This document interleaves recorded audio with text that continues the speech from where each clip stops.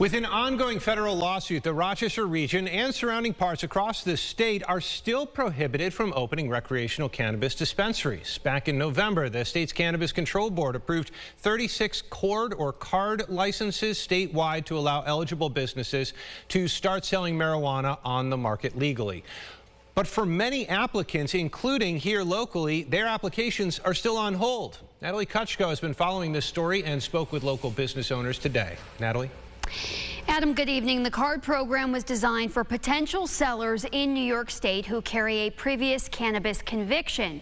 In November and prior to the approval of the first licenses, a federal judge ruled in favor of an injunction preventing the Finger Lakes and regions of western and central New York to obtain licenses. Business owners we've been in touch with over the last several months are now working to move forward. Earlier this week, a federal judge ruled against the state attorney general's office, which sought to remove the ongoing injunction on approving cannabis dispensary licenses in 5 regions of New York State, including the Finger Lakes. The lawsuit, filed from a Michigan-based company, claiming the process discriminated against out-of-state businesses.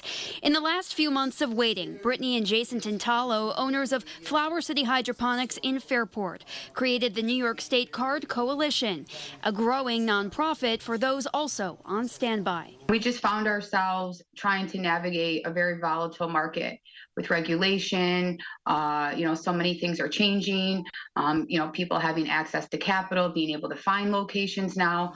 And all of us are at different stages. The group is now made up of roughly 100 members, including card applicants and current license holders, sharing resources and maintaining conversation alongside the State Office of Cannabis Management. I believe that a lot of people are going to, need the resources to navigate. This isn't something that's going to be built overnight. Tintalo says they and other applicants maintain the hope that they too will have a chance to open in the future. It's almost feeling as though a lot of attention is downstate and not upstate.